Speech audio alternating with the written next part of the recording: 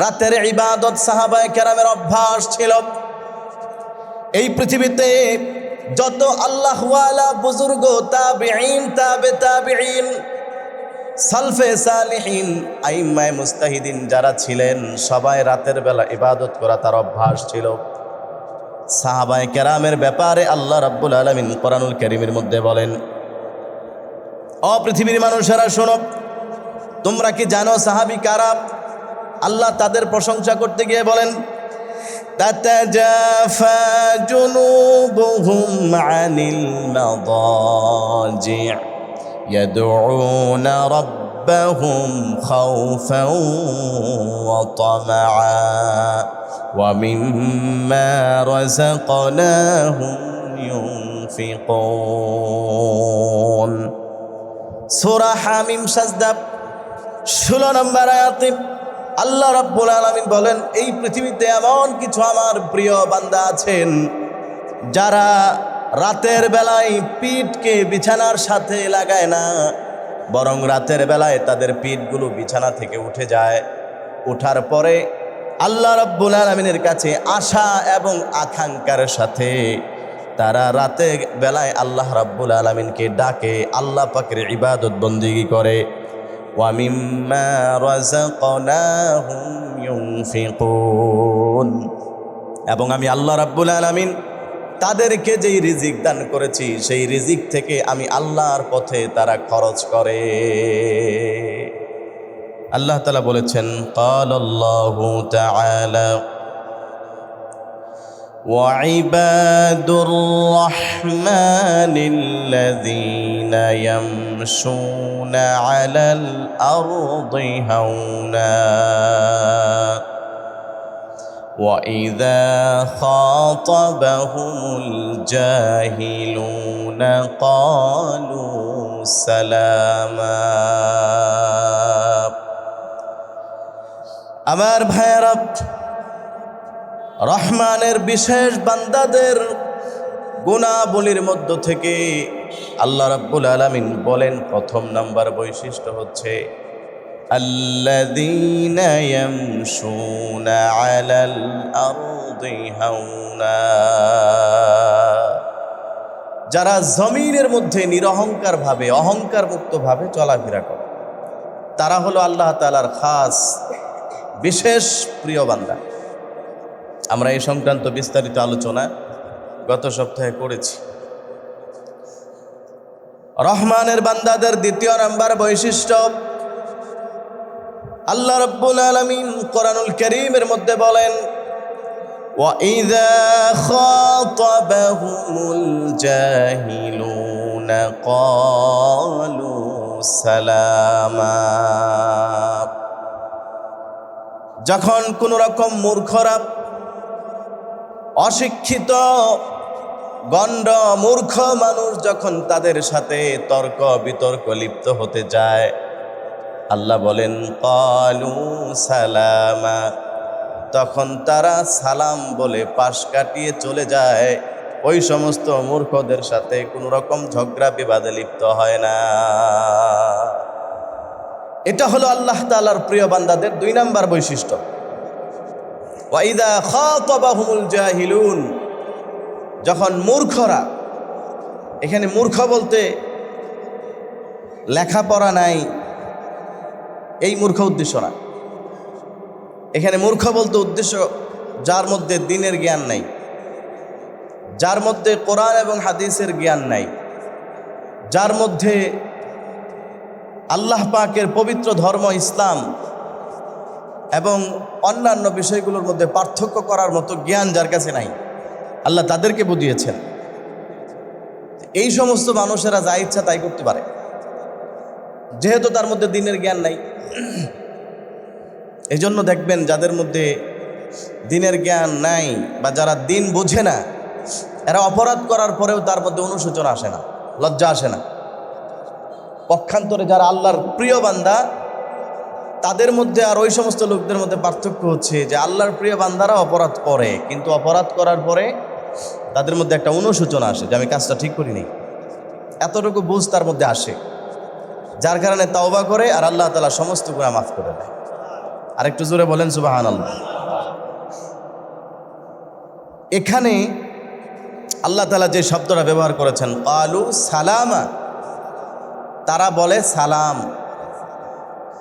তাফসীরের মধ্যে উল্লেখ করা হয়েছে এখানে সালাম শব্দের অর্থ কি। মুফাসসির রাহিমাহুল্লাহ বলেন লাইসা হাদা সালামু মিনাত তাসলিম ইন্নামা হুয়া মিনাত তাসাল্লুমি তাকুলুল আরব সালামান আই তাসাল্লুমান মিনকা আই বারাআতাম মিনকা। আল্লাহ তাআলা বলেন রহমানের প্রিয় বান্দাদের 2 নাম্বার বৈশিষ্ট্য হচ্ছে যখন কোনো মূর্খ মানুষ তাদের সাথে স্বেচ্ছায় গায়ে পড়ে ঝগড়া করতে আসে, তর্ক করতে আসে, তখন তারা বলে সালাম সালাম। এখানে সালাম মানে আসসালামু আলাইকুম, আপনার উপর আল্লাহর শান্তি বর্ষিত হোক, এই সালাম উদ্দেশ্য না। এখানে সালাম অর্থ উদ্দেশ্য হচ্ছে ভাই এই সমস্ত ভেজালের মধ্যে আমি নাই, আমি তোমার থেকে মুক্তি চাই। আরবরা এইরকম একটা শব্দ ব্যবহার করে তাসাল্লুমান, অর্থাৎ ঠিক আছে তুমি যেহেতু বুঝতেছো না। আপনি একজনকে বললেন সুদ খাওয়া হারাম, দেখবেন আমাদের সমাজে যারা সুদ খায়, আপনি সুদ খাওয়া হারামের পক্ষে যেই কয়টা দলিল দিবেন ওর কাছে সুদ হালালের পক্ষে এর চেয়ে বেশি দলিল আছে। কি বলেন, আছে না নাই? ও দেখবেন আপনার সাথে বেশি বুঝে, আপনি ওরে কোনোভাবেই নত স্বীকার করাইতে পারবেন না। যারা সুদী মহাজন, সুদের ব্যবসা করে, এদেরকে আপনি বুঝাইতে পারবেন না। ও দেখবেন আমি তো সুদ খাই না, আমি তো এটা ব্যবসার পার্সেন্টেজ নেই, এভাবে ওইভাবে, মানে সে বুঝাইতে চাইবে যে বিষয়টা হালাল, আপনার কথা কোনোভাবেই মানবে না। অথবা যারা বেপরদায় চলে, আপনি যাকে বুঝাইবেন দেখবেন সে মানবেন। এইরকম বিষয় বুঝাইতে গিয়ে যখন কারোর সাথে ঝগড়ার মুখোমুখি হয়ে যাবেন, ও মানতেছে না, ও গায়ে পড়ে আপনার সাথে ঝগড়া লেগে যেতেছে। আল্লাহ রাব্বুল আলামিন বলেন আমার প্রিয় বান্দাদের 2 নম্বর বৈশিষ্ট্য হচ্ছে তখন তারা সেই জায়গার মধ্যে কোনো রকম বেঝালে জড়াবে না, কোনো রকম ঝগড়াঝাটিতে জড়াবে না, বরং বলবে ঠিক আছে ভাই তুমি তোমারটা নিয়ে থাকো, আমি আমারটা নিয়ে থাকি, আল্লাহ তোমার হেদায়েত দান করুক, এটা বইলা সে নিজে বাঁচায় চলে আসবে। এটাই হলো রহমানের বান্দাদের 2 নম্বর বৈশিষ্ট্য। লম্বা আলোচনা প্রত্যেকটা বিষয়, আমি সংক্ষেপ করে করে শুধু আপনাদেরকে শেষ করে যাচ্ছি আজকে। তাহলে 2 নম্বর বৈশিষ্ট্য গেল কোনো মূর্খ মানুষের সাথে তারা কোনো রকম ঝগড়া ফাসাদ ইত্যাদিতে জড়াবে না। আর 1 নম্বর বিষয় গত সপ্তাহে আলোচনা করেছি যে তারা জমিনের মধ্যে অহংকার মুক্তভাবে, নরমভাবে, ভদ্রভাবে চলাফেরা করে। রহমানের বান্দাদের 3 নম্বর বৈশিষ্ট্য আল্লাহ রাব্বুল আলামিন বলেন ওয়াল্লাযীনা ইয়াবিতুনা লিরাব্বিহিম সুজ্জাদাও ওয়া কিয়ামা। আল্লাহ রাব্বুল আলামিন বলেন আমার প্রিয় খাস বান্দা যারা, তাদের 3 নম্বর বৈশিষ্ট্য হলো তারা রাতের বেলায় আল্লাহ রাব্বুল আলামিনের সামনে নামাজের মধ্যে দাঁড়িয়ে দাঁড়িয়ে এবং সেজদার মধ্যে পড়ে পড়ে রাতটাকে কাটিয়ে দেয়। বলেন সুবহানাল্লাহ।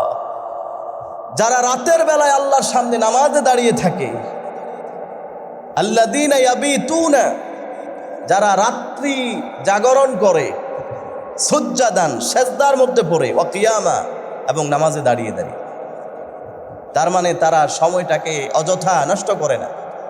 রাতের বেলায় আল্লাহ তাআলার সামনে দাঁড়ায় থাকে, রাতের বেলায় তারা সেজদার মধ্যে পড়ে যায়। এটা আল্লাহর প্রিয় বান্দাদের 3 নম্বর বৈশিষ্ট্য। দেখেন আল্লাহ তাআলা এখানে স্পেশালভাবে রাতের কথা বলছেন, কারণ হচ্ছে দিনের তুলনায় রাত বেশি দামি। আল্লাহ রাব্বুল আলামিনের কাছে দিনের তুলনায় রাতের মর্যাদা বেশি। এজন্য আল্লাহ রাব্বুল আলামিন গুরুত্বপূর্ণ যত বিধান আছে, গুরুত্বপূর্ণ যত জিনিস আছে, সব কিছু দান করেছেন রাতের বেলায়। যেমন শবে কদর মানে হচ্ছে, শবে কদর মানে কদরের রাত। কখনো কিন্তু লাইলাতুল কদর, কদরের দিন বলে নাই। আল্লাহ রাব্বুল আলামিন বলেন শবে কদর, তার মানে হচ্ছে কদরের রাত। এরকম ভাবে শবে বরাত, জাহান্নাম থেকে মুক্তির রাত, রমজানের 14-15 দিন আগে যেটা আমরা উদযাপন করে থাকি ইবাদতের মাধ্যমে, আল্লাহ তাআলা দিনের বেলায় বলে নাই, সেটা হচ্ছেন রাতের বেলায়। শুধুমাত্র এতটুকু শেষ নয়, এই যে পবিত্র কুরআনুল কারীম আল্লাহ রাব্বুল আলামিন এই উম্মতের উপরে নাজিল করেছেন রমজান মাসের রাতের বেলায়। বলেন সুবহানাল্লাহ। আল্লাহ রাব্বুল আলামিন কোরআনুল কারীমের মধ্যে বলেন, ইন্না আনজালনাহু ফি লাইলাতিল কদর, আমি আল্লাহ তাআলা নিশ্চয়ই আমার এই পবিত্র গ্রন্থ পবিত্র কোরআনকে লাইলাতুল কদর, কদরের রাতে নাজিল করেছি। বলেন সুবহানাল্লাহ। বোঝা গেল রাতের মর্যাদা বেশি। এই জন্য আমাদের রাতের ইবাদতের মর্যাদাটা আল্লাহ তাআলার কাছে বেশি। দিনের ইবাদতের চাইতে রাতের ইবাদত আল্লাহ তাআলার কাছে বেশি, এবং দিনের ইবাদতের তুলনায় রাতের বেলা ইবাদতের পরিমাণও কিন্তু বেশি।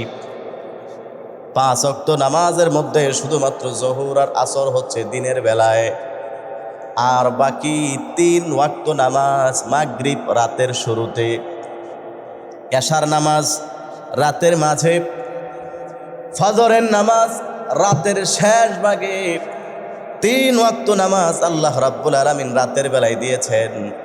এখান থেকে বোঝা যায় আল্লাহ রাব্বুল আলামিনের কাছে বান্দাদের রাতের ইবাদতের মর্যাদা দিনের চাইতে বেশি। এজন্য আল্লাহ তাআলা বলেন, আমার প্রিয় বান্দাদের একটা বৈশিষ্ট্য হচ্ছে আল্লাযীনা ইয়াবিতুনা লিরাব্বিহিম সুজদাও ওয়া কিয়ামা, যারা রাতের বেলায় আল্লাহ রাব্বুল আলামিনের সামনে সেজদার মধ্যে পড়ে পড়ে এবং দাঁড়িয়ে দাঁড়িয়ে নামাজ পড়তে পড়তে কাটিয়ে দেয়। বলেন সুবহানাল্লাহ। রাতের ইবাদত, তাহাজ্জুদের ইবাদত, এটাকে আল্লাহ তাআলা বুঝিয়েছেন।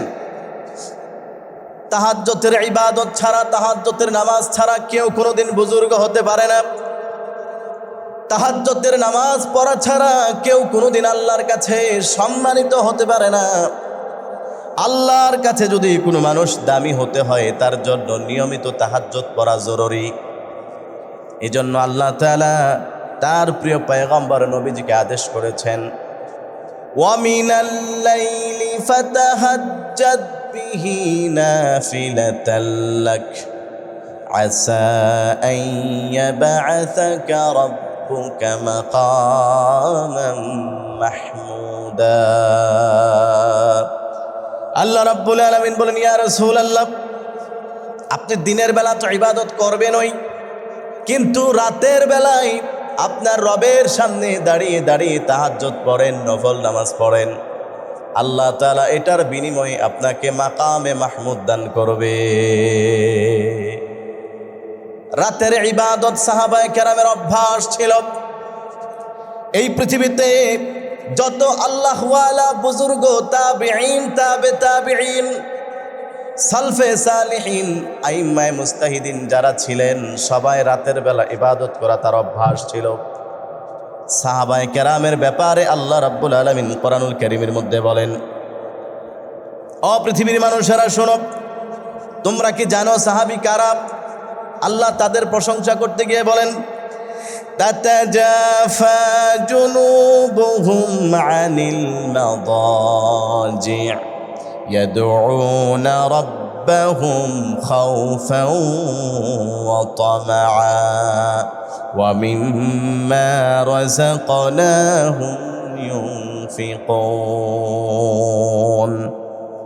সূরা হামিম সাজদা 16 নম্বর আয়াতে আল্লাহ রাব্বুল আলামিন বলেন, এই পৃথিবীতে এমন কিছু আমার প্রিয় বান্দা আছেন যারা রাতের বেলায় পিঠকে বিছানার সাথে লাগায় না, বরং রাতের বেলায় তাদের পিঠগুলো বিছানা থেকে উঠে যায়।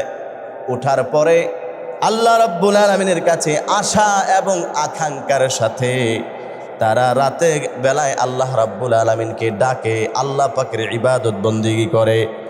ওয়া মিম্মা রাযাকনাহুম ইউনফিকুন, এবং আমি আল্লাহ রাব্বুল আলামিন তাদেরকে যেই রিজিক দান করেছি, সেই রিজিক থেকে আমি আল্লাহর পথে তারা খরচ করে। এই আয়াতের ব্যাখ্যায় মুফাসসিরিনে কেরাম লিখেছেন, এই আয়াত দ্বারা উদ্দেশ্য হচ্ছে আল্লাহ তাআলা যে ব্যক্তিদেরকে বুঝিয়েছেন যে এই পৃথিবীতে কিছু মানুষ আছে এমন যারা আমি আল্লাহর ভয়ে রাতের বেলায় পিঠ বিছানায় লাগায় না, বরং তারা ঘুম থেকে উঠে আল্লাহর কাছে আকাঙ্ক্ষার সাথে অর্থাৎ আল্লাহর কাছে কিছু একটা পাবে। ওয়া খাউফা, এবং ভয়ে, আল্লাহর আযাবের ভয়ে তারা আল্লাহর ইবাদত করে। ইয়াদউনা রাব্বাহুম, তারা তাদের রবকে ডাকে, আল্লাহকে ডাকে। এটার দ্বারা উদ্দেশ্য হচ্ছে সাহাবায়ে কেরাম, বলেন সুবহানাল্লাহ। তার মানে রাতের বেলা ইবাদত করা, তাহাজ্জুদ পড়া, এটা সাহাবায়ে কেরামের অভ্যাস ছিল। আর এই পৃথিবীতে কোনো মানুষ সাহাবায়ে কেরামের অনুসরণ করা ছাড়া নিজের জীবনকে দামি বানানোর চিন্তা করাটাও বোকামি। কারণ সাহাবায়ে কেরাম হচ্ছে মিয়ারুল হাক্কি ওয়াল আদালা, সত্যের মাপকাঠি সাহাবায়ে কেরাম। এজন্য সাহাবায়ে কেরামের জীবন আমাদের জন্য অনুসরণীয়, আমাদের জন্য আদর্শ। এরপরে দেখেন, এই পৃথিবীতে যারা নেককার, তাদেরও অভ্যাস ছিল রাতের বেলায় ইবাদত বন্দেগী করা। তিরমিজি শরীফের বর্ণনা, হযরত বেলাল রাদিয়াল্লাহু তাআলা আনহু থেকে বর্ণিত, আল্লাহর রাসূল সাল্লাল্লাহু আলাইহি ওয়াসাল্লাম বলেন, আলাইকুম বিকিয়ামিল লাইল, ও আমার সাহাবায়ে কেরাম শোনো, তোমরা রাতের বেলায় বেশি বেশি করে কিয়াম করবে, বেশি বেশি করে রাতের বেলায় নামাজ পড়বে, তাহাজ্জুদ পড়বে। ফাইন্নাহু দাবুস সালিহিনা ক্বাবলাকুম, কারণ হচ্ছে এটা তোমাদের পূর্ববর্তী যত বুজুর্গ ছিল তাদের সকলের অভ্যাস ছিল। ওয়া ইন্না কিয়ামাল লাইলি কুরবাতুন ইলাল্লাহ, এবং নিশ্চয়ই রাতের বেলায় নামাজ পড়ার দ্বারায়, তাহাজ্জুদের নামাজ পড়ার দ্বারাই বান্দা আল্লাহ পাকের খুব কাছাকাছি চলে যায়। ওয়া মানহাতুন আনিল ইসমি, 2 নাম্বার, রাতের বেলায় নামাজ পড়ার দ্বারাই সে ব্যক্তি গুনাহ থেকে বাঁচতে পারে। 3 নাম্বার, ওয়া তুকাফফিরুল লিসাইয়্যাত, এবং রাতের বেলায় নামাজ পড়ার দ্বারাই আল্লাহ রাব্বুল আলামিন তার গুনাহ খাতাগুলোকে ক্ষমা করে দেন। 4 নাম্বার, ওয়া মাতরাদাতুন লিদ্দাই আনিল জাসাদ, এবং রাতের বেলায় নামাজ পড়ার দ্বারাই আল্লাহ তাআলা শরীর থেকে বিভিন্ন রোগ বালাই অসুখ বিসুখ দূর করে দেয়, বলেন সুবহানাল্লাহ। এই হাদিস থেকে স্পষ্ট বোঝা গেল যে রাতের বেলায় নামাজ পড়া, রাতের বেলায় তাহাজ্জুদ পড়া, এটা এই পৃথিবীর শুধুমাত্র নবী এবং সাহাবীদের অভ্যাসই ছিল না, বরং এটা যারা নেককার সালেহীন তাদেরও অভ্যাস ছিল। এজন্য আল্লাহ রাব্বুল আলামিন বলেন, যারা নাকি আমি আল্লাহর প্রিয় বান্দা হবে, যারা রহমানের খাস গোলাম হতে যাবে, তাদের 3 নাম্বার বৈশিষ্ট্য হচ্ছে রাতের বেলায় তারা নামাজ পড়বে, কিয়াম করবে, সেজদা করবে, রাতের বেলায় ইবাদত বন্দেগীর মাধ্যমে কাটাবে, তবেই সেই ব্যক্তিটা আমি আল্লাহর প্রিয় বান্দা হতে পারবে। তাহাজ্জুদের নামাজ যে ব্যক্তি পড়বে সে ব্যক্তি নিরাপদে জান্নাতে প্রবেশ করতে পারবে। লম্বা এক হাদিসের বর্ণনা আছে, আল্লাহর নবী সাল্লাল্লাহু আলাইহি ওয়াসাল্লাম হিজরত করে যখন মক্কা থেকে মদিনাতে গেলেন, মদিনাতে যাওয়ার পরে মদিনার বিভিন্ন মানুষেরা নবীজিকে দেখা করার জন্য আসতে লাগলো। নবীজির সাক্ষাতে তারা ধন্য হচ্ছেন। হযরত আব্দুল্লাহ ইবনে সালাম রাদিয়াল্লাহু তাআলা আনহু, যিনি ইহুদি পণ্ডিত ছিলেন, ইহুদিদের কিতাবের একজন হাফেজ ছিলেন, যিনি পরবর্তীতে ইসলাম গ্রহণ করেছেন, তিনিও আসলেন নবীজিকে দেখার জন্য। আসার পরে তাকায় দেখে নবীজির চেহারাটা পূর্ণিমার চাঁদের মতো ঝলমল ঝলমল করতেছে, সুবহানাল্লাহ। আল্লাহর নবীর চেহারা দেখার পরে আব্দুল্লাহ ইবনে সালাম বলেন, আমি সাক্ষ্য দিচ্ছি এই লোকটার চেহারাটা কখনো কোনো মিথ্যাবাদীদের চেহারা হতে পারে না। তার চেহারার মাধ্যমে বোঝা যায় এই লোক একজন ভালো মানুষ। সেখানে নবীজি মানুষকে অনেক নসিহত করেছেন, অনেক কথাবার্তা বলেছেন। স্পেশালি 3টা কথা তিনি সেখানে বলেছিলেন। আইয়ুহান নাস, ও পৃথিবীর মানুষেরা, 3টা কাজ করো, নিরাপদে জান্নাতে যেতে পারবে। 1 নাম্বার, আফশুস সালাম, বেশি বেশি করে সালামের প্রচার প্রসার ঘটাও, একজন আরেকজনকে সালাম দাও।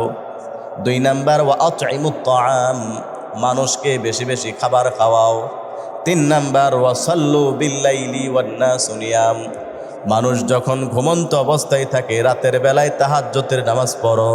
তাদখুলুল জান্নাতা বিসালাম, তাহলে নিরাপত্তার সাথে আল্লাহ পাকের জান্নাতের মধ্যে প্রবেশ করতে পারবে, বলেন সুবহানাল্লাহ। আল্লাহ রসুল বললেন 3টা কাজ করো। 1 নাম্বার, বেশি বেশি মানুষকে সালাম দাও, সালামের প্রচার প্রসার ঘটাও। 2 নাম্বার, মানুষকে খাবার খাওয়াও। 3 নাম্বার, রাতের বেলায় তাহাজ্জুদের নামাজ পড়ো।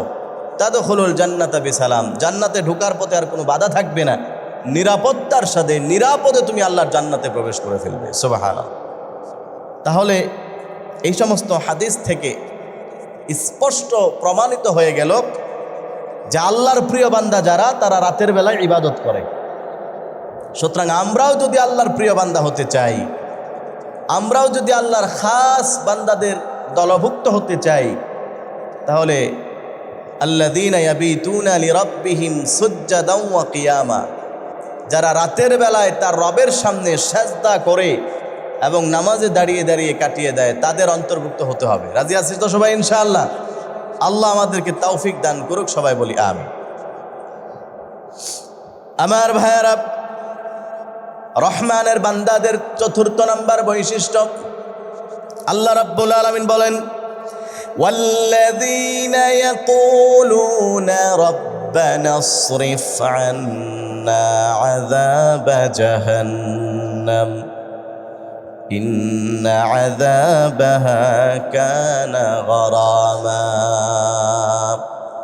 আল্লাহ বলেন, আমার প্রিয় বান্দা যারা, তারা সব সময় আমি আল্লাহর কাছে দোয়া করে, হে আমাদের রব, হে আমাদের প্রতিপালক আল্লাহ, আপনার কাছে আমাদের দাবি হচ্ছে, আপনার কাছে আমাদের অনুরোধ হচ্ছে, ইসরিফ আন্না আযাবা জাহান্নাম, আপনি আমাদের থেকে জাহান্নামের আযাবকে দূরে সরাইয়া দেন। বলেন সুবহানাল্লাহ।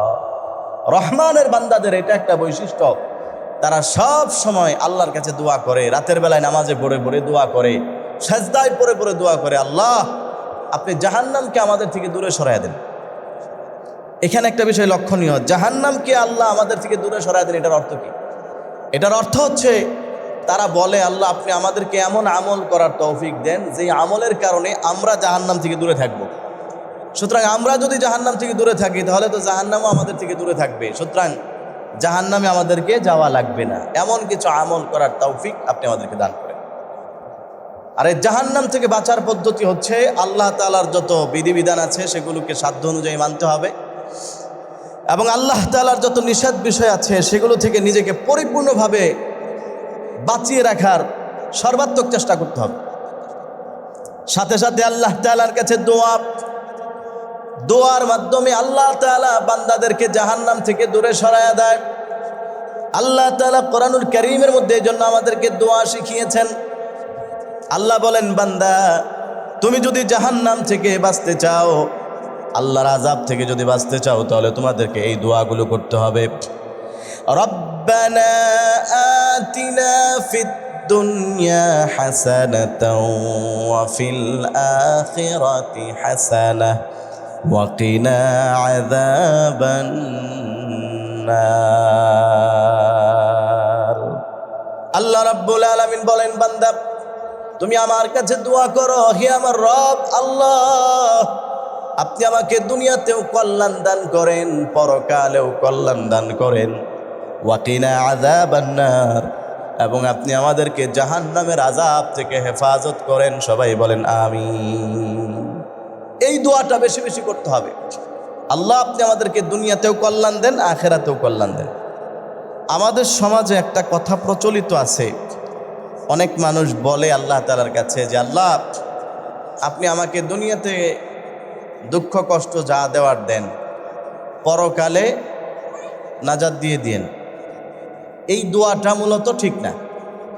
আল্লাহ তাআলা কোরআনে শিখিয়ে দিয়েছেন দোয়া চাইতে হবে, আল্লাহ আপনি আমার দুনিয়াতেও শান্তি দেন, আখিরাতেও শান্তি দেন। দুনিয়াতে কষ্ট দেন, আখিরাতেও শান্তি দেন, এই দোয়া করা যাবে না। কারণ আপনি দুনিয়াতে কষ্ট বললে আখিরাত অটোমেটিক ভুলে যাবেন, আপনাকে আর কেউ কিছু বলা লাগবে না।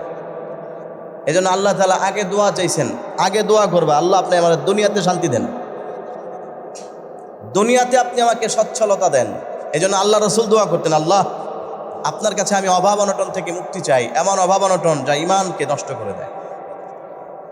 অভাব অনটন, অর্থনৈতিক ক্রাইসিস এমন এক সমস্যা একজন মানুষকে বেঈমান বানাতে সহযোগিতা করে। যেই লোকের টাকা আছে আপনি তাকে দিয়ে ইচ্ছা করলেই নাস্তিক মুরতাদ বানাতে পারবেন না সহজে। তাকে দিয়ে ইচ্ছা করলে ইসলামের বিরুদ্ধে কোনো কাজ করতে পারবেন না। টাকার এটা একটা উপকার, খারাপ দিক যেরকম আছে এটা হলো ভালো দিক। আবার যেই লোক মারাত্মক অভাবে আছে আপনি তাকে কিছু টাকার লোভ দেখায়া 10 মিনিটের মধ্যে আপনি বেঈমান বানায় ফেলতে পারবেন। এই জন্য ইহুদি খ্রিস্টানদের টার্গেট উত্তরাঞ্চল, উত্তরবঙ্গ, রংপুর, নীলফামারী, পঞ্চগড়, ওই দিকের গরিব মানুষগুলোকে গিয়ে গিয়ে তারা বিভিন্ন সেবার নামে তাদেরকে ছাগল দেয়, ভেড়া দেয়, ঘর করে দেয়, বাথরুম বানায় দেয়, টিউবওয়েল গেড়ে দেয়, কয়েকদিন পরে দাওয়াত দিয়ে তাদেরকে খ্রিস্টান বানায় দেয়। আচ্ছা বলেন তো, আমরা যারা সচ্ছল আলহামদুলিল্লাহ আল্লাহ ভালো চালায়, আমাদেরকে একটা টিউবওয়েল দিয়ে যদি দাওয়াত দেয় যে আল্লাহকে নামাই না খ্রিস্টানকে মানতে হবে, সাফার দাঁত একটা নিয়ে এসে বাড়িতে যাইতে পারবে? কথা বলেন, যাইতে পারবে? সবাই ওরা ফিডাই আসাইজ করে ফেলবে, বেটা ফাজিল কোথাকার, তুই আমার একটা ছাগল দিয়া তুই আল্লাহর বিরুদ্ধে আমার লাগাই দেস, এটা আমরা কেউ মানবো না। কিন্তু ওই মানুষগুলো অভাবে না খাইতে না খাইতে, অভাবে থাকতে থাকতে এমন অবস্থা হয়ে গেছে, এখন সে চিন্তা করতেছে আচ্ছা সমস্যা নেই। আমরা তো এমনও ঘটনা শুনেছি বাংলাদেশের স্কুল কলেজে ছোট বাচ্চাদেরকে, মিশনারি কলেজ স্কুল, বাচ্চাদেরকে শেখানো হচ্ছে যে তুমি তোমার হাত দুইটা পিছনে নাও। বাচ্চা পিছনে নিল, অবুঝ বাচ্চা, তাকে বলা হচ্ছে বলো চোখ বন্ধ করে, হে আমার রব আল্লাহ আপনি আমাকে 10টা চকলেট দেন। ছোট বাচ্চা বলতেছে আল্লাহ আপনি আমাকে চকলেট দেন। কি বলেন, আল্লাহ তাআলাকে হাতের মধ্যে এখন চকলেট দিয়ে যাবে? আরে মুখে বলেন দিবে? চকলেট দেয় নাই। বাচ্চা চোখ খুললো, হাতে চকলেট নেই। তো বলতেছে দেখো তোমার আল্লাহ তাআলা ব্যর্থ। বলেন নাউযুবিল্লাহ। একটা বাচ্চাকে কিভাবে বেঈমান বানানো হচ্ছে। এবার বলতেছে বলো ওই ম্যাডামের নাম নিয়ে, আপা আপনি আমার 10টা চকলেট দেন। তো বাচ্চা বলতেছে আপা আপনি আমাকে 10টা চকলেট দেন, সাথে সাথে তার হাতের মধ্যে কিছু চকলেট দেন। দেখছো তোমাকে আল্লাহ তাআলা দিতে পারে নাই, আমি আপা তোমাকে দিতে পারছি, সুতরাং আল্লাহ তাআলা আছে এই কথা বিশ্বাস করা যাবে না। নাউযুবিল্লাহ। এইভাবে ওদের সূক্ষ্মভাবে কাজ করে করে ওরা এই দেশের মানুষকে বেঈমান বানিয়ে ফেলতেছে। এই জন্য আল্লাহ তাআলা বলছেন দোয়া করবা, রব্বানা আতিনা ফিদ দুনিয়া হাসানা, আল্লাহ আপনি আমাকে দুনিয়াতে কল্যাণ দেন। এই কল্যাণ দেওয়ার এক অর্থ হচ্ছে দুনিয়াতে আমাকে সম্পদ দেন। সম্পদ মানে আমি আমার ঈমান নিয়ে দুনিয়াতে চলে যেতে পারি, এতটুকু সম্পদ আপনি আমাকে দেন। আমার বউ বাচ্চাকে নিয়ে পর্দায় থাকতে পারি, এরকম একটা ঘর যেন করতে পারি, এই পরিমাণ টাকা আপনি আমাকে দেন। আচ্ছা বলেন তো, আপনার বাড়িতে যদি ঘর না থাকে আপনি আপনার বিবিকে নিয়ে পর্দায় রাখতে পারবেন? সবাই মুখে বলেন না পারবেন? আপনার মেয়েটাকে আপনি ইচ্ছা করলে ভালো লেখাপড়া করায় সুশিক্ষায় শিক্ষিত করতে পারবেন? পারবেন না। মুখের কথায় আপনি আপনার মেয়েকে ভালো স্কুলে ভর্তি করতে পারবেন না। এটা পৃথিবীর নিয়ম। এই জন্য আল্লাহ তাআলা এগুলো ভালো বুঝেন। হয়তোবা হাজারে শতকরা 1-2 জন সরকারি স্কলারশিপ পেয়ে তারপরে লেখাপড়া করে, এটা কয়জন? শতকরা 1-2 জন। আর এখন তো আমাদের দেশে এমন অবস্থা, সরকারি প্রাইমারি স্কুলে বই দেয় ছাত্রদেরকে সরকারিভাবে, সেগুলো অনেক সময় নেওয়ার জন্য কিছু কিছু ঘুষ দেওয়া লাগে। কথা কোন ঠিক না বে ঠিক? তাহলে সব কিছু ফ্রি পাইবেন এই চিন্তা করাটা বোকামি। এই জন্য আল্লাহ তাআলা বলেন বান্দা তুমি আমার কাছে চাও, আল্লাহ আপনি আমাকে দুনিয়াতেও কল্যাণ দেন। আল্লাহ তুমি আমাকে দুনিয়াতে কষ্ট দিয়া, দুনিয়াতে আমাকে কান্নাকাটি করায়া তারপরে আখিরাতে নিয়ে শান্তি দিও, এই দোয়া করা যাবে না। বরং দোয়া করতে হবে দুনিয়াতে যেন ঈমান নিয়ে চলতে পারি, এতটুকু সুখ শান্তি আমাকে দেন। কারণ হচ্ছে মানুষ দুনিয়াতে অভাবে পড়লে সাথে সাথে বেঈমান হয়ে যায়। এজন্য আল্লাহ রাসূল দোয়া করতেন, আল্লাহ তোমার কাছে আমি এমন অভাব থেকে মুক্তি চাই যে অভাবের কারণে আমার ঈমান চলে যাবে, অভাবের কারণে মুখ থেকে এমন কথা বের হয় যে কথার কারণে সাথে সাথে ঈমান চলে যায়, অভাবের কারণে এমন কাজ করে ফেলে যে কাজের কারণে সাথে সাথে ঈমান চলে যায়। এই জন্য আল্লাহ তাআলা দোয়া শিখিয়েছেন, রব্বানা আতিনা ফিদ দুনিয়া হাসানাতাও ওয়া ফিল আখিরাতি হাসানা ওয়া কিনা আযাবান নার। রহমানের বান্দা যারা, তারা আল্লাহর কাছে এইভাবে চাইবে, আল্লাহ আপনি আমাকে দুনিয়াতেও কল্যাণ দেন এবং পরকালের কল্যাণ যেটা, তার মানে পরকালে দুনিয়াতে যেইভাবে চললে পরকালে ভালো থাকবো সেইভাবে চলার তৌফিক আপনি আমাকে দান করেন। ওয়াকিনা আযাবান নার, এবং আপনি আমাকে জাহান্নাম থেকে রক্ষা করেন। সবাই বলেন আমিন। আমরা এইভাবে দোয়া করবো, রাজি আছেন ইনশাআল্লাহ? এলো আল্লাহ কোরআনে শিখাই দিয়েছেন। হাদিসের মধ্যে আছে, আল্লাহ রসুল সাল্লাল্লাহু আলাইহি ওয়াসাল্লাম বলেন, তোমরা যদি জাহান্নাম থেকে বাঁচতে চাও, রহমানের বান্দা এই দোয়া, অথবা সংক্ষিপ্ত আরেকটা আছে, আল্লাহুম্মা আজিরনি মিনান নার। আমার সাথে বলেন, আল্লাহুম্মা আজিরনি মিনান নার। একদম সহজ, আল্লাহুম্মা আজিরনি মিনান নার। অর্থ হচ্ছে, হে আল্লাহ, আপনি আমাকে জাহান্নাম থেকে মুক্তি দান করেন। নবীজি বলেন, কেউ যদি সকালে 7 বার বিকালে 7 বার পড়ে, আল্লাহ তাআলা ওই ব্যক্তিকে জাহান্নামের আযাব থেকে মুক্তি দান করবেন। সুবহানাল্লাহ। এই জন্য সহজ দোয়াটা, আর একটু আগে যেটা বললাম সরাসরি দোয়া, রব্বানা আতিনা ফিদ দুনিয়া হাসানা ওয়া ফিল আখিরাতি হাসানা ওয়া কিনা আযাবান নার, এটা পড়বো। এটা আল্লাহর বিশেষ বান্দাদের বৈশিষ্ট্য। আল্লাহ তৌফিক দান করুক, বলেন আমিন। আমার ভাইয়ারা, আল্লাহ পাকের প্রিয় বান্দা যারা, তাদের 5 নাম্বার বৈশিষ্ট্য আল্লাহ বলেন, ওয়াল্লাযীনা ইযা আনফাকু লাম ইউসরিফু ওয়া লাম ইয়াকতুরু ওয়া কানা বাইনা যালিকা কাওয়ামা। আল্লাহ তাআলা বলেন, আমার খাস প্রিয় বান্দা যারা, তাদের বৈশিষ্ট্য হচ্ছে, তারা যখন ব্যয় করে, খরচ করে, লাম ইউসরিফু, তখন তারা কোনো রকম অপচয় করে না। 2 নাম্বার, ওয়ালাম ইয়াকতুরু, তারা কৃপণতাও করে না। তার মানে অপচয় করা যাবে না, কিপটামিও করা যাবে না। তাহলে তাদের বৈশিষ্ট্য কি? আল্লাহ বলেন, ওয়া কানা বাইনা যালিকা কাওয়ামা, তারা মাঝামাঝি পথের মধ্যে থাকে। তার মানে খরচ করার সময় অপচয় করা, এটাও শয়তানের কাজ। আবার কোনো কিছু খরচ করার সময় কৃপণতা করা, এইটাও শয়তানের কাজ। মাঝপন্থায় যেখানে যতটুকু দরকার ততটুকু খরচ করা আল্লাহ পাকের প্রিয় বান্দাদের কাজ এবং বৈশিষ্ট্য। বলেন সুবহানাল্লাহ। কত চমৎকার ভাবে আল্লাহ তাআলা আমাদেরকে দেখেন দিক নির্দেশনা দিচ্ছেন যে আমার প্রিয় বান্দাদের এটা একটা বৈশিষ্ট্য। ওয়াল্লাযীনা ইযা আনফাকু লাম ইউসরিফু, তারা যখন খরচ করে, লাম ইউসরিফু, তারা ইসরাফ করে না। ইসরাফ শব্দের শাব্দিক অর্থ হচ্ছে অপব্যয়, অপচয়, অযথা খরচ করা। পরিভাষায় ইসরাফ বলা হয়, মুফাসসিরিন কেরাম লিখেছেন, খুব ভালো করে খেয়াল করেন এই অংশটা। হালাল পন্থায় মানুষ যতই খরচ করুক, এটাকে কখনো অপচয় বলে না। আর হারাম পন্থায় যদি মানুষ 10 টাকাও খরচ করে, এটার নামই হচ্ছে অপচয়। হালাল পন্থায় যাই খরচ করবেন, এটাকে কি বলে না? অপচয় বলেন। সুতরাং আপনি আপনার পরিবারের জন্য, আপনার সন্তানের জন্য, স্ত্রীর জন্য খরচ করবেন, এটা আপনার জন্য হালাল পথ, সওয়াবের পথ। কারণ আল্লাহ রসুল বলেছেন, প্রতিটা মানুষ তার পরিবার পরিজনের জন্য যেই টাকাটা খরচ করে, ওইটাকে আল্লাহ তাআলা তার আমল নামায় সর্বোত্তম সদকা করার সওয়াব হিসেবে উল্লেখ করে। বলেন সুবহানাল্লাহ। এমনকি নবীজি বলেন, কোন মানুষ যদি তার স্ত্রীর মুখে 1 লোকমা খাবার তুলে দেয়, আল্লাহ রাব্বুল আলামিন ওই 1 লোকমা খাবার ওই ব্যক্তির আমল নামায় সদকার সওয়াব দান করে। সুতরাং হালাল পন্থায় যত খরচ করেন না কেন, এটাকে অপচয় বলে না। আপনার টাকা পয়সা আছে, আপনি এখন ডুপ্লেক্স বাড়ি বানাবেন, মুফাসসিরিন কেরাম বলেন এটাকে অপচয় বলে না। কারণ তার টাকা আছে, সুতরাং সে তার থাকার জন্য, তার রুচি একটু ভিন্নতা, সে আধুনিক রুচি সম্পন্ন মানুষ। সবার রুচি কিন্তু এক ধরনের হয় না। আল্লাহ তাআলা সুন্দর রুচিশীল মানুষকে পছন্দ করেন। আল্লাহ রসুল বলেন, হাদিসের মধ্যে আছে, ইন্নাল্লাহা জামিলুন ইউহিব্বুল জামাল, আমার আল্লাহ তাআলা সুন্দর, আর তিনি সৌন্দর্যকে পছন্দ করে। বলেন সুবহানাল্লাহ।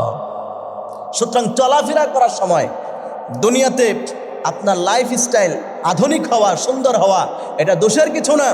কারণ নবীজি বলেন, আল্লাহ তাআলা সুন্দর, সৌন্দর্যকে পছন্দ করে। আমাদের দেশে একটা কথা খুব ট্রেন্ডিংয়ে আছে, যে আমাদের দেশে বুজুর্গ মনে করা হয় কাকে? যেই লোক পাঞ্জাবির মধ্যে ময়লা লাগিয়ে থাকে। আমরা হুজুর করে দিয়ে বুঝাই দিচ্ছি, যে মনে করেন জামা কাপড় জীবনে কোনোদিন ইস্তারি করে না, পিছন দিয়ে কুচকাইতে কুচকাইতে বলতে বলতে কোমর পর্যন্ত উঠে গেছে, লোকজন তারে মনে করে কত বড় দুনিয়া বিমুখ। বুজুর্গ মানুষ পাঞ্জাবিটা ইস্তারি করতে পাও পায় না, অথচ খোঁজ দিলে দেখা যাবে দুনিয়ার শয়তানের আড্ডি। এরকম মানুষ কথা কন আছে না নাই? এই জন্য বুজুর্গ তাকওয়া এটার মানদণ্ড মানুষের কলবের সাথে, পোশাকের সাথে না। পোশাক আশাক সুন্দর হওয়া, চলাফেরার সময় আপনার ভালো ভালো জিনিস, উন্নত মানের জিনিস পরিধান করা, এটাকে কখনো অপচয় বলে না, এটা আপনার প্রয়োজন। আর হালাল পন্থায় যা খরচ করবেন এটা কখনোই হারাম নয়, এটা কখনো নিষেধ নয়। আর যেই জায়গায় দরকার নেই, যেমন মনে করেন আপনি আপনার সন্তানকে বিয়ে করাই দিয়েছেন, বলেন তো এখানে গায়ে হলুদ করে বিভিন্ন অনুষ্ঠান করে লক্ষ লক্ষ টাকা খরচ করার কোনো দরকার আছে? জোরে বলেন আছে? এই খরচটাই অপচয়। এটার জবাব আপনাকে আল্লাহর কাছে দিতে হবে। আপনি চলার জন্য গাড়ি দরকার, আপনার টাকা আছে, আপনি 3 লাখ টাকা দিয়ে গাড়ি কিনেন, আপনি প্রাডো কিনেন, সমস্যা কি? আপনার টাকা আছে, কিনবেন। এটা অপচয় নয়, এটা তার প্রয়োজন পুরা। এবং এক একজনের এক এক রুচি, যার রুচি যেরকম সে ওইভাবে চলবে। আল্লাহ তাআলা মানুষ বানিয়েছেন, মানুষের রুচি, চিন্তা চেতনা এগুলোর মধ্যে পার্থক্য আছে। সবার রুচি একরকম না, সব মানুষের লাইফস্টাইল একরকম না। অনেক মানুষ অল্প টাকা ইনকাম করে কিন্তু চলে ফিটফাট। কেন? এটা তার রুচি। সে নোংরা পরিবেশে থাকতে পারে না, নোংরাভাবে চলতে পারে না। সে একটা পোশাকে বারবার ধুয়ে, প্রতিদিন ইস্তারি করে নবাবের মতো চলে। এটা দোষের কিছু নয়। আল্লাহ রসুল হাদিসের মধ্যে বলেছেন, আল্লাহ তাআলা সৌন্দর্যকে পছন্দ করে।